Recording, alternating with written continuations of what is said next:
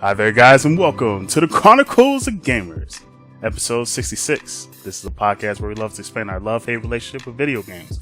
I'm, of course, your host, fpnkUB, and I got a guest with me, man. Go ahead and tell them who they are. What's good, y'all? My name's Howard Johnson. I'm coming at y'all live from Maryland. I've been competing since I was a kid, like since Doom and original Quake came on PC, so I've been in the competitive scene for pretty much my whole entire life. As far as PC games.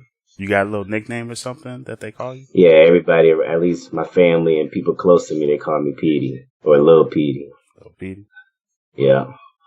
I'm going to call you Mr. Johnson, though. Mr. Johnson. Or Howard Johnson, you know. There you go. But, you know, thank y'all for tuning in. And you know what? I want to, Mr. Johnson, you know, let me ask you some questions, man. So, you know, people can get to know you, fans get to know you and stuff like that. Who is Howard Johnson, by the way? Okay. So, pretty much, you know, I've been gaming my whole life. But life-wise, you know, I graduated in high school in 2009. I went straight into the Marine Corps pretty much really soon right after that. I served in the infantry for 4 years. I got out in 2014.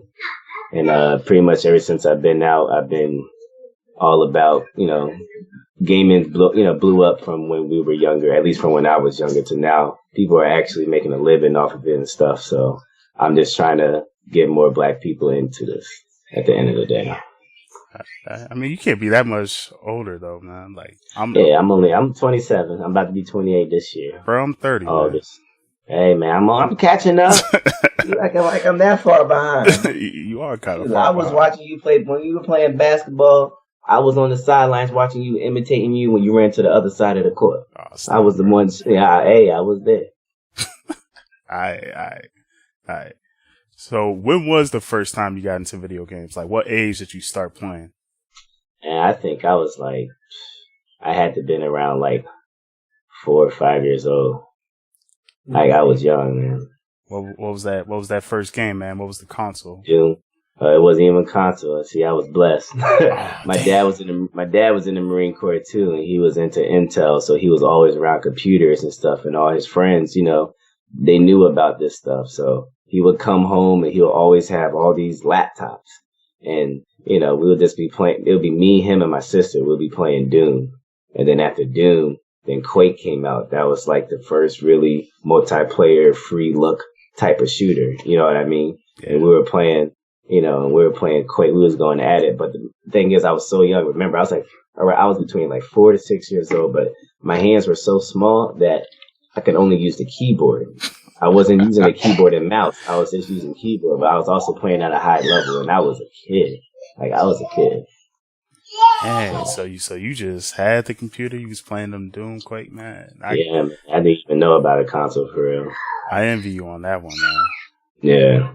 So let me ask you this: since you seemed you were saying you were like a child prodigy back in those days. Yeah. When did you decide to like take that seriously? Like when I saw MLG, Major League Gaming.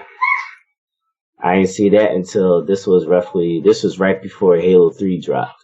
Oh, yeah, that's right. So, you know, I just remember I was playing Call of Duty 2 at the time. I was on Xbox 360. My parents got a divorce and all that, so my dad took the PCs. I was like, dang. So, you know, my mom was like, pick one thing. If you eat this one thing, you're going to ride it out. So I was like, all right, whatever. I just want the first, you know, Halo and Xbox just came out recently. So I was like, I just want Halo and Xbox. That's it. And that's all I had. Halo and Xbox for years. Like, that was it. That's all I had. But, then I saw a commercial when I was playing Call of Duty 2. And, you know, it was on, but not on TV, you know what I'm saying? I saw it through, you know, YouTube and all that. Of course. And I was like, what is this? You know, people playing Halo? Like, man, I used to be good at that. What are these people playing in tournaments? Trying to find out they winning all these checks, you know, it shows all the checks they're winning. I looked deeper into it and I was like, this obviously been going on since forever, and I just never even heard about it. But then when I, you know, actually got access to a PC and was able to look it all up, man, it's been going on for years, yo. For years. Like, we behind. Yeah, we kind of are, man. But yeah. I kind of wish I had met you sooner because you told me how good you were and stuff. I definitely could have used you when we was playing, when me and my friends were playing. Damn. Yeah, man, I was about it, man. I still am about it. Okay. Now, through your path of being a, esports player through the MLG scene, what made you decide to start button mashers, man? Like, all right, with the whole button mashers thing, I guess I'll say, y'all can say, yeah, I've been pretty pro-black ever since I got out the Marine Corps, man. So, right. Pretty much life hit me, and I just been looking at things and seeing things, and, at the end of the day, it's happening with esports in general. You know what I mean? Like, we're getting left out as far as us as a people. You're not really seeing us on there. You can go on Overwatch League right now, and all these rosters or whatever is showing nothing, but we ain't there. There's like one or two. I think it's like one or two black people that's actually playing, and there's like one dude that's actually a commentator. But besides that, you know what I mean? We're not there. And you can look at a whole bunch of other major esports types. Now the fighting game community, we there deep. Madden and 2K, we there deep. But anything else, man? No brothers or sisters, dog. And the thing is, we're out there too. And I just recently talked to a League of Legends player at a fighting game tournament I went to yesterday. And my player actually won the local over here. Desmond, some guy named over here holding it down. He over here looking at his VODs and stuff.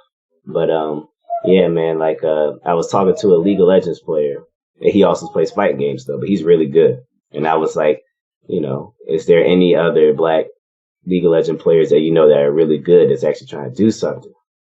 And he couldn't really think of anybody. He said there's streamers, but he said when it comes to being that they really want to make money, they want to compete, they want to just compete against the best and travel the world playing video games. Like he was like, there's not many that he can really think of literally off the top of his head. Okay. And it's the same thing with me. Like I can think of like 3 people, I can think of 4 people right now for shooters that I know of. Bro, I can't think of any, man. I'll be honest. You see what I'm saying? That's what I'm saying. That's a problem. Yeah, that is. That's a problem. Mm-hmm. So then the goal of button match is pretty much to try to get, more brothers and sisters into the scene of esports.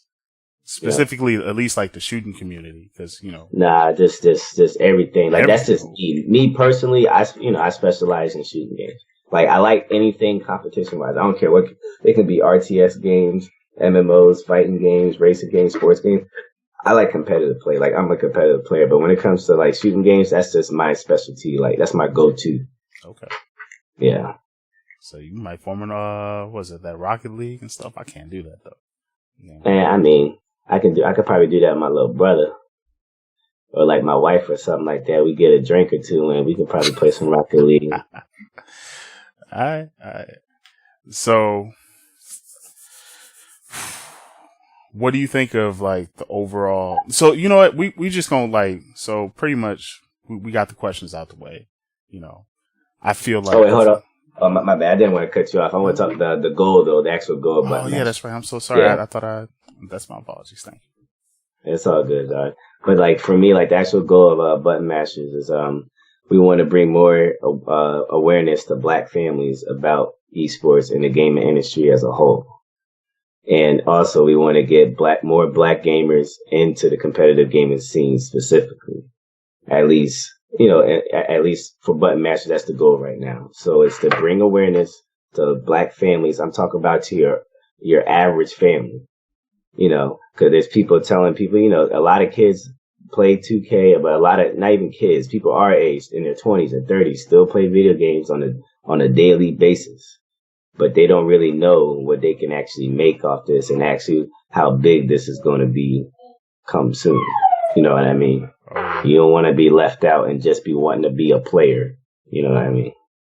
I think I told my nephew that too, because he said he's like really good at playing Madden, and I told him about the Madden tournament. He never heard of that, and then I showed him like something that was going on because Toon Disney was showing that, and I was like, "Look, man, here you can just go on this little show, compete, and you might actually make it, win some money." Yeah.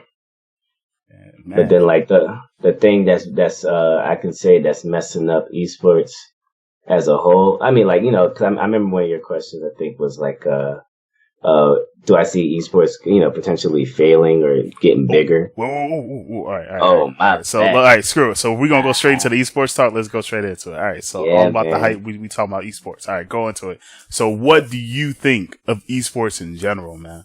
What do you think of it? Like right now that it's been out? Right now, it's a good move and it's a bad move at the same time. Elaborate.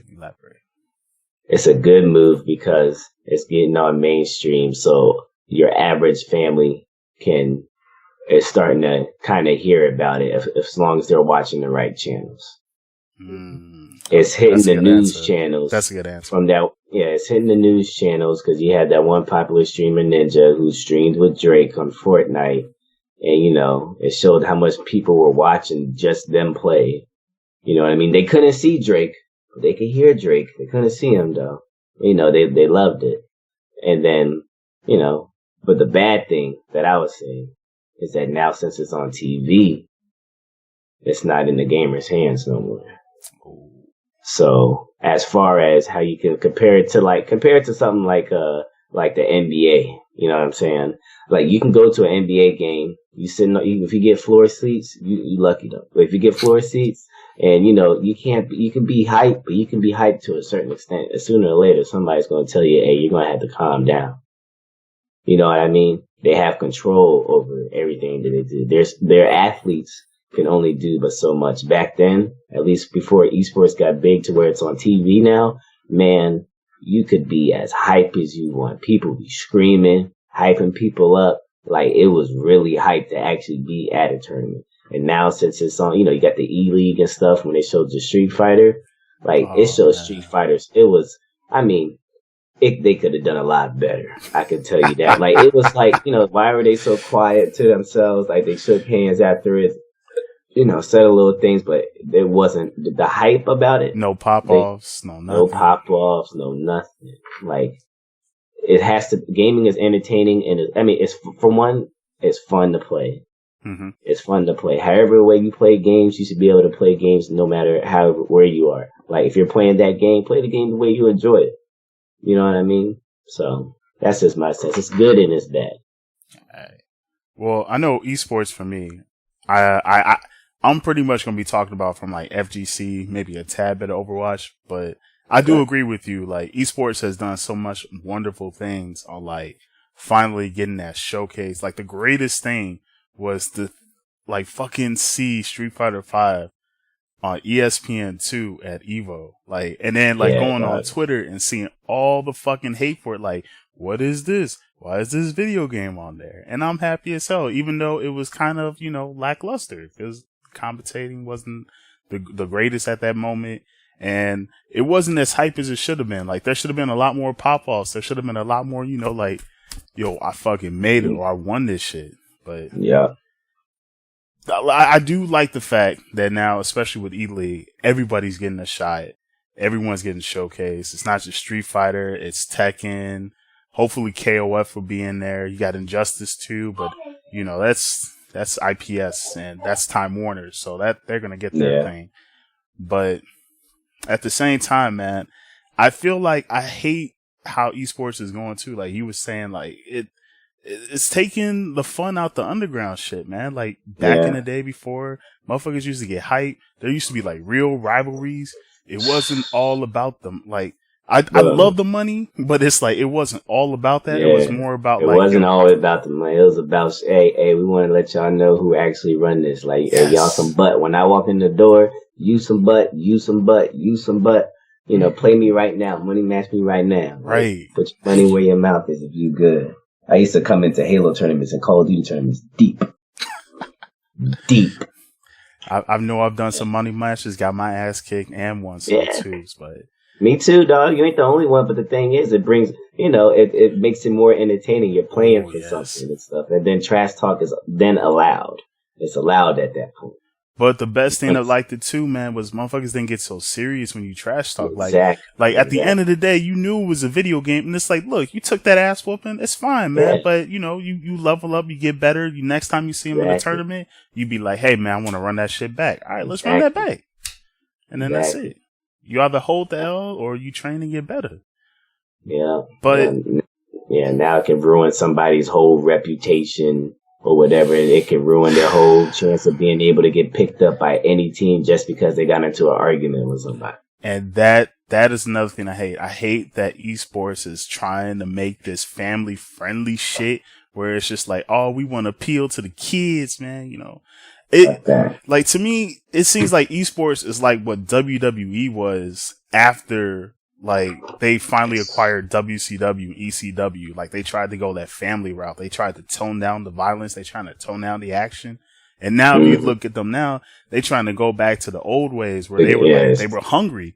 And it was like, yo, man, we have an hour. We come out literally an hour after WCW. And it was just like, we got to make sure we have the hypest, greatest fucking shit. And that's what I feel like what esports should be. It shouldn't be no family friendly stuff. It should be like that adult stuff. Cause kids, like, I know back in the day, you used to sneak. I'm pretty sure you used to sneak and watch some WWF. You know, your parents told you not to. A celebrity deathmatch. I don't know and celebrity deathmatch. Yes. Thank you. That was another thing, man. Because you would talk about that at school the next day. You see that celebrity deathmatch? Hell yeah, I saw that shit. I had to go to sleep, man. Yeah, my parents wouldn't let me. I would sneak up. I was there. Yeah. I watched that. I threw my blanket over that jank. See, and that's what I'm talking about. And that's where I feel like what esports is fucking up. It's like they trying to go that family friendly route, and they shouldn't go that family friendly route, man. They should go raw. And just like you said, that family friendly, because you see it's on Disney now. You get what I'm saying? So Disney XD, it's all these older people that's in charge of this corporate stuff, right? And they're trying, this is for kids, so let's put it on Disney since it's for the kids. I don't want to be on Disney Channel playing the games on Disney Channel. Like, if anything, remember when they used to have, I don't think, do they still have it, like G4 TV or something? Nah, man, that got shut down years ago, man. That shit dead. See, man, that was, it was gaming had its own channel. Like, it should still have its own channel. Like, being on Disney XD to watch a Street Fighter tournament or, a Madden tournament or something like that, or, anything like that. Like, nah, man. Like, games like that, and we want to be, people cuss.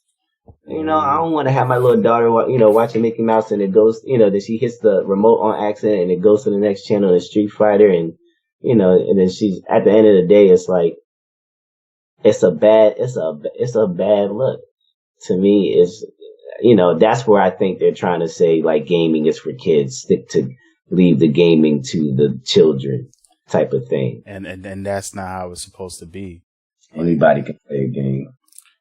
Well, that's another thing I like about esports, though. It's like you could take a couple of years off, go have a family and stuff, and then you could easily come back and come compete. But I mean, if you're gonna start doing this family friendly shit, that kind of limits you, right. But another thing about it though is I know, especially in the Overwatch League, there are no black people in general. I'm a top 500 player right here. I'm right here, man. I don't even know. To be honest, I remember one other black person specifically who was, who was good, but he changed his name so much that I missed him. You know what I'm saying? Yeah. And I was on my sister's account, like, last week when I went to Connecticut, and I remember I heard another black dude's voice, and like, I scrambled for a pen and paper, dog. I was like, oh, what's his name real quick? I was like, oh, snap, I'm about to add this dude when I get home. You know what I mean? I was like, but it's like, I don't know of literally anybody. I know I'm a top 500 player who's been competing since beta. You know what I'm saying? And they trying to, as if like, why wouldn't I be on there? Why not show a black face on there? You know what I'm saying? What is it about me that disqualifies me from being on there? Like what? Like what is it? Like, I don't see what it is. I'm quite curious as well, because you don't really see that many. I think what was it? 2 weeks ago, they had the Halo Championships up on Twitch. Watched that. Saw no black people on that either. And it really makes me wonder. It's just like, well, I kind of feel, at least for the Overwatch League, I feel like it's set up that way because not that many black people have like computers and stuff. And the ones that do, I just don't understand how are they not getting like Showtime. So I'm kind of confused on like what was the process, but that's just speculating. But yeah, that's dog. I didn't get an email. I didn't get nothing. Like, and there's people that I beat, and I'm not gonna sit here and sound salty and stuff. But at the end of the day, it's like when I first saw the commercial for the Overwatch League, like, when they first announced it, man, me and my wife got hyped, and she was like, "Well, there you go. You about to get into this. There's no way you cannot get into this." And I said the same thing. I said, "There's no freaking way, dog.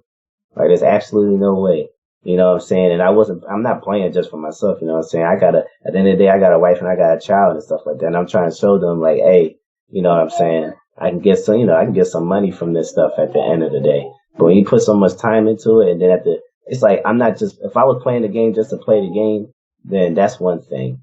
But if I'm putting all these hours in and I'm actually taking it seriously, I should be getting something out of it.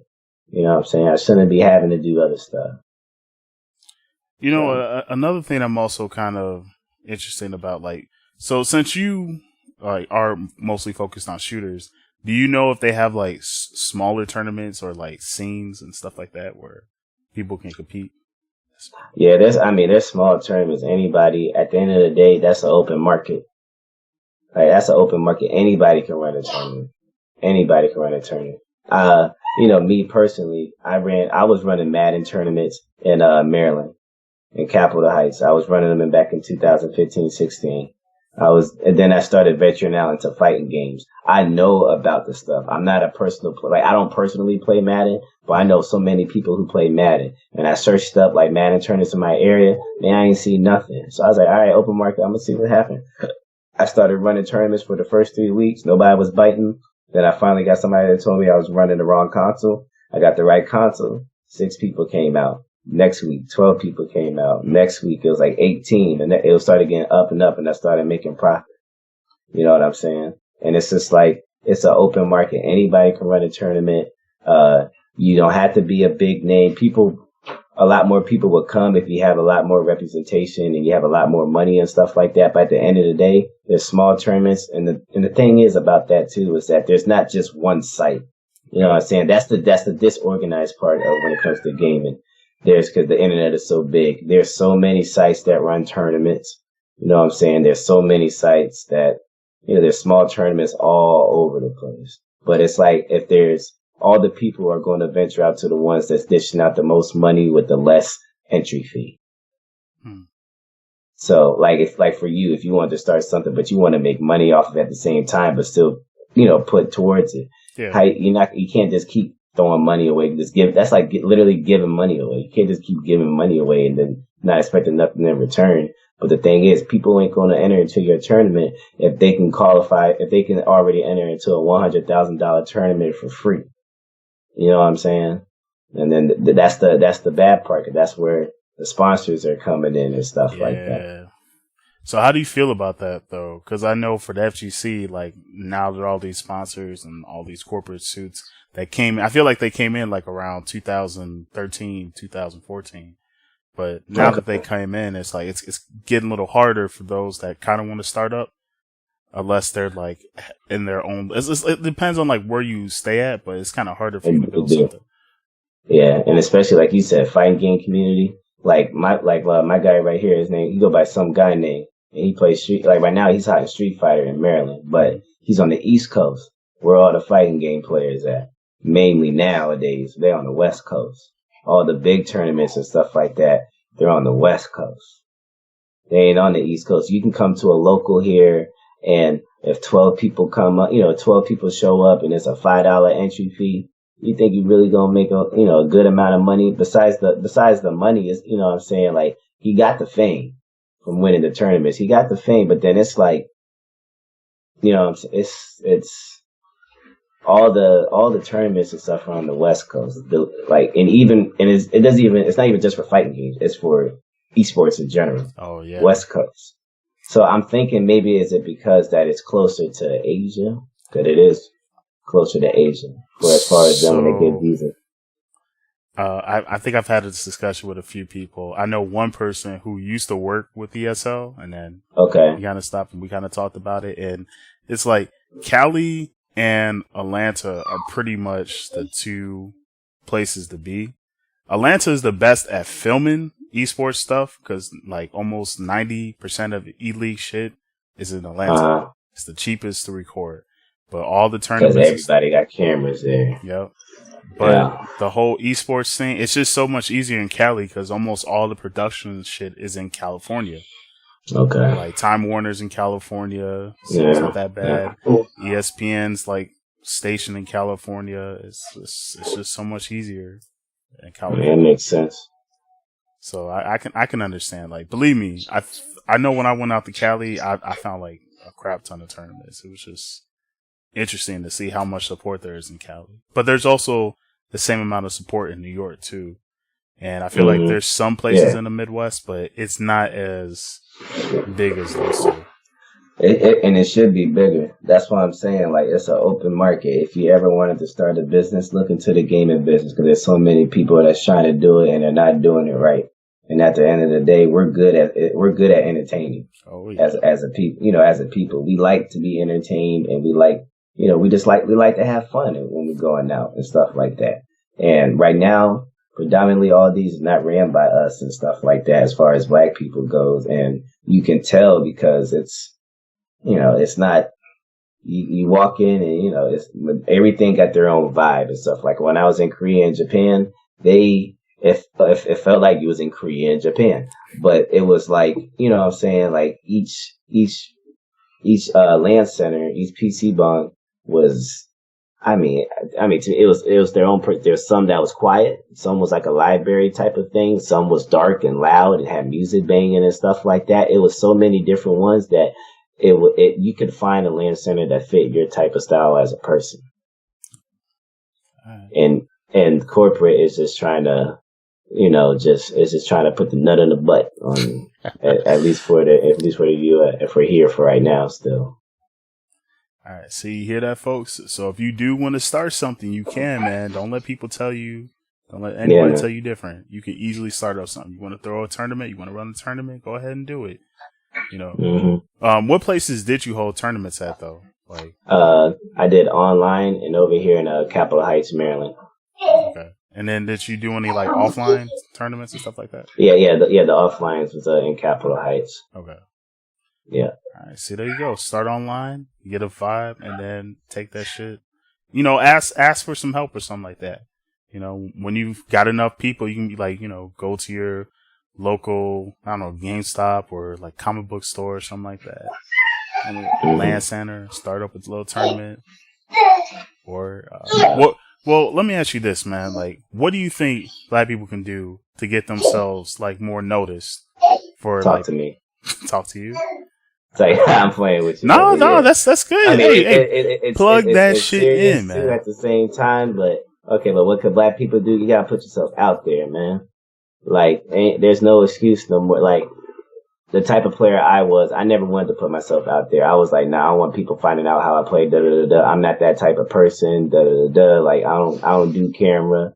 It's no excuse no more, man. All these people that at the end of the day that you see on streams and all that stuff, they putting themselves out there. They're networking. They got the YouTube. Just like you got the podcast already. You're doing more than me, to be honest, when it comes to reaching out to people. I just recently started reaching out to people, and that's when me and you started contact. Before that, if I would have never posted that, you would have never heard from me, probably most likely. I was that, like, nah, I'm not trying to let nobody know what I'm doing. Like, I just want to come out the blue. But at the end of the day, now you need help, but you got to put yourself out there. Twitch, YouTube, Twitter. I don't really, like, I'm saying that by myself, and I need to start mine up, but Twitter. Like, for real. Like, gaming right now, Twitter, man, it can make or break, but it's still good to use, man. Yep. But that is true, record your gameplay. Yeah, even if you're complete ass, we talked about it before. It's just like, I said, people should just post up. There's nothing wrong with posting up your wins, but you should also post up your losses too, man. Like, if you can stay humble about showing your L's, that says a lot about you, and people will respect that shit more. And then, like, they'll watch and they'll give you like tips and stuff. And even though you might think you good, you can still learn something, man. Because even pros learn from other pros now. Don't get it twisted. Yeah. And at the same time, it can be funny if you take an L and it's just like hilarious too. Mm-hmm. Do like a little fails of the week. Yeah. You can just do reaction videos of your fails.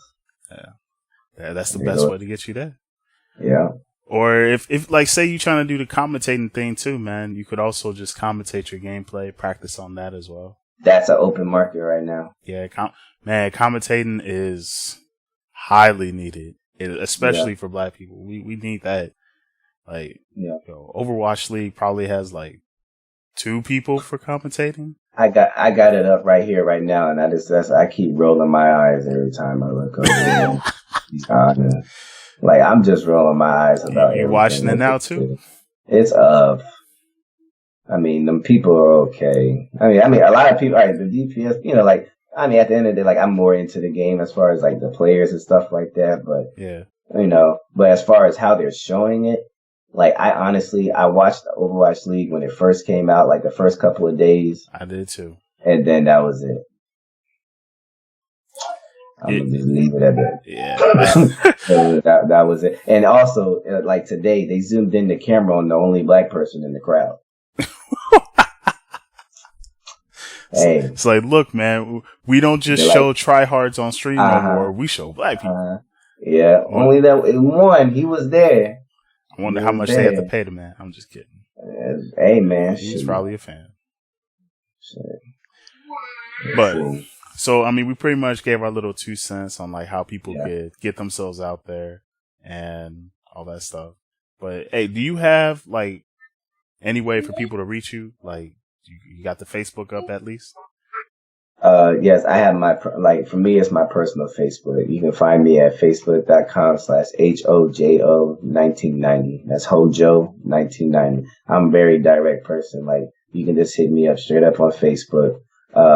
Twitter, I have it, but I don't even know it, the URL and stuff like that. Like, I'm still trying to grip myself to actually work with Twitter. But the best way to contact me is just Facebook.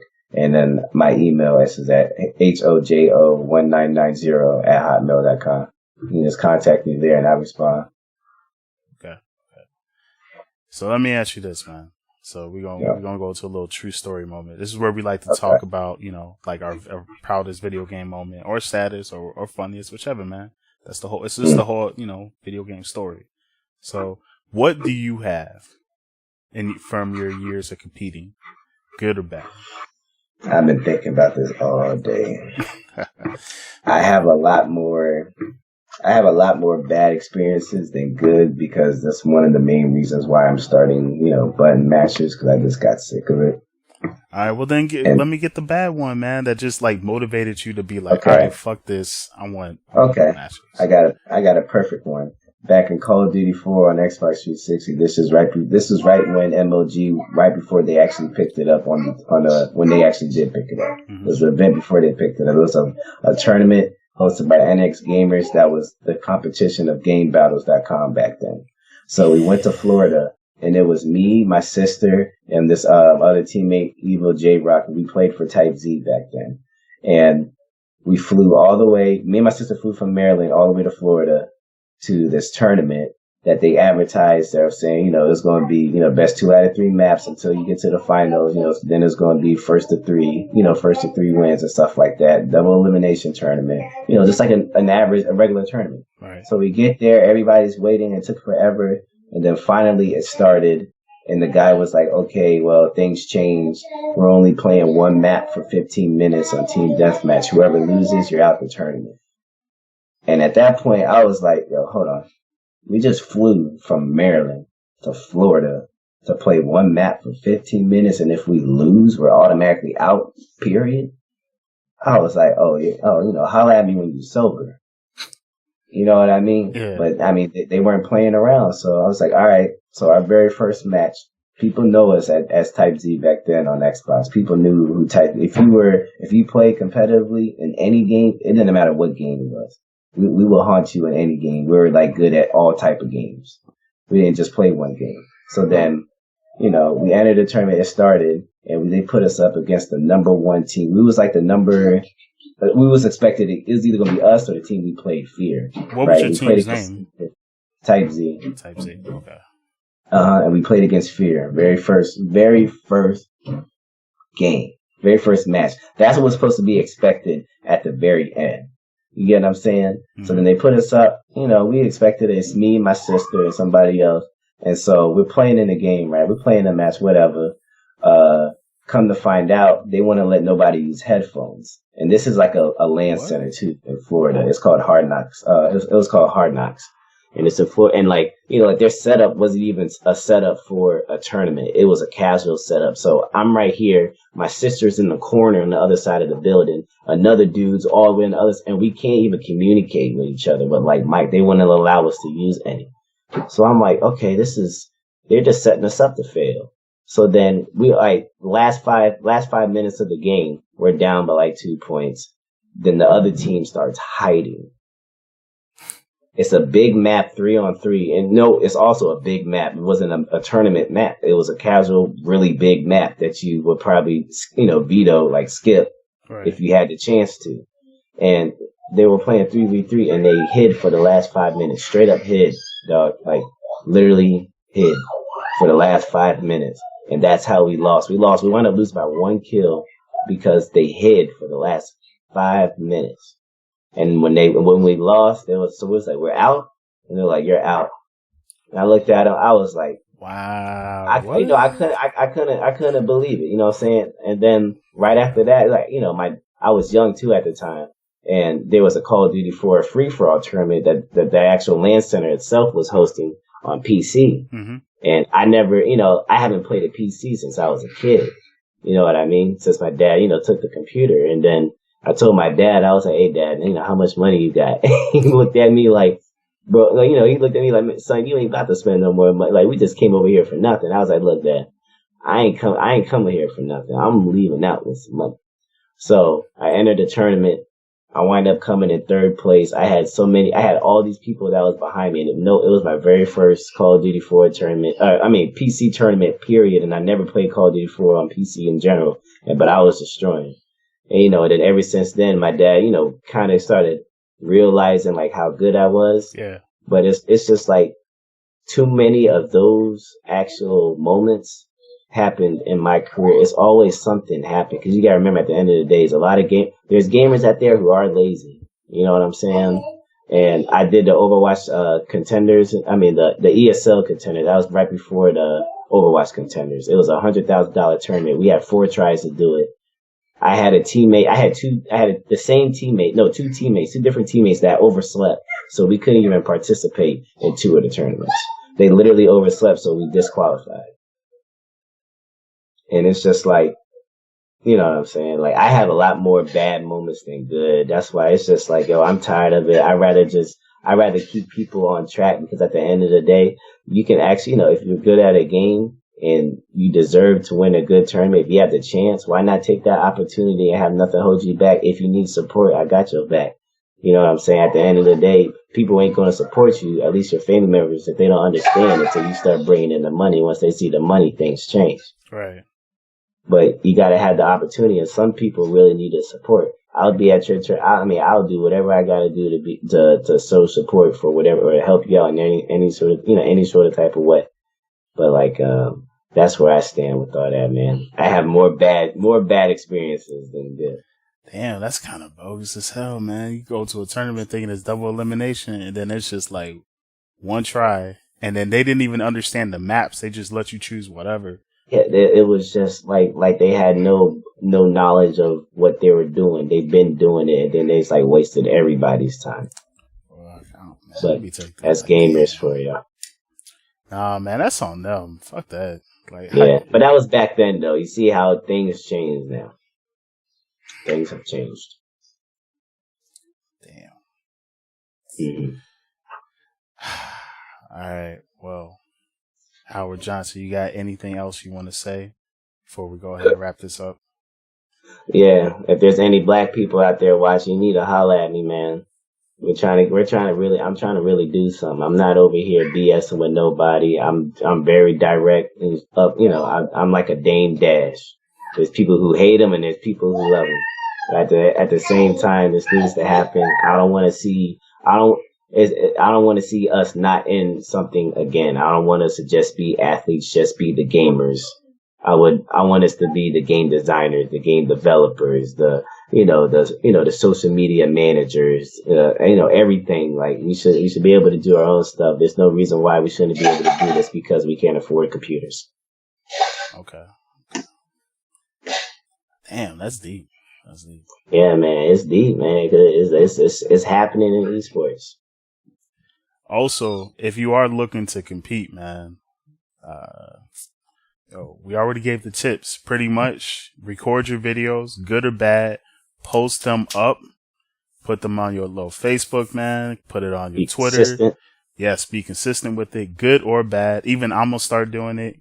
So, because I was kind of embarrassed by it, but like I've had other people tell me I'm better than I think I am. So I'm gonna post my stuff up just to see.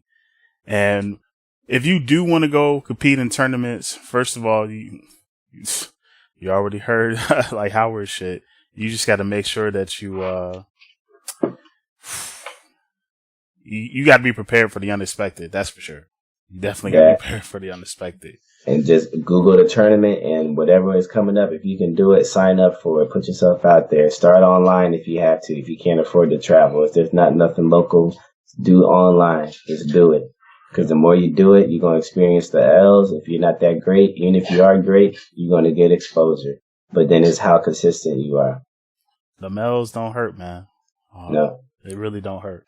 Believe me. I'm playing Tekken 7. I got like 20 L's right now. So Yeah. Come to Maryland. You're going to take some more L's. They're deep out here. Be more cats coming out. Oh, yeah, I know. Yeah. Especially for y'all Street Fighter scene, too, man. Yeah. I'm give me a minute. Give me a minute on that. It's possible, man. But yeah, that's pretty much what it is. Stream, record your little stream gameplay, post it up on Facebook, post it up on YouTube, post it up on Twitter. That's how you get yourself out there. Eventually, someone's gonna see what you're doing, and then they'll either get at you, or when you do events, it'll be easier for you to get in there, man. Look at Low Tier Guide, As much as everyone hates that man for what he did with Viscant, he made himself infamous. Because he's entertaining to watch. Yes, he is. And I'm really glad that man is in E-League. I don't care what anybody says. Like Me too, dog. He is the main reason I watch. I gives no fucks to admit that. Me too. Me too. He's the main reason why I even kept looking. I was like, was that Low Tier Guy? I was like, hell yeah, it's gonna be it, bro. Hell yes. Yeah, it's about to go down. Just to see the salt on that man's face or other people's faces is worth it. Ah, shit. Yeah. But yeah, man. And that is pretty much it. Of course, if you enjoy the show, like, comment, and subscribe. You can also follow the Chronicles of Gamers on Facebook, YouTube, SoundCloud, Twitter, A-Class, Stitcher, and of course, iTunes. We are out there. If you want to message us, message at Chronicles of Gamers Podcast at gmail.com. We are here. And that's pretty much it, man. You got anything else before we wrap it up, man? You want to say anything else? This is it. It's time. I think I'm good. I don't want to sit here and start some type of movement. But, at the end of the day, just be on the lookout for button mashers. We ain't there yet. I'm saying? I'm still starting from the ground up, but trust me, be on the look for button mashers. That's what the team's called, button mashers. Just be on the lookout. We coming. All right. Well, other than that, thank you for tuning in. Thank you guys for watching. I'm out of here. So, of course, stay lit. Yeah.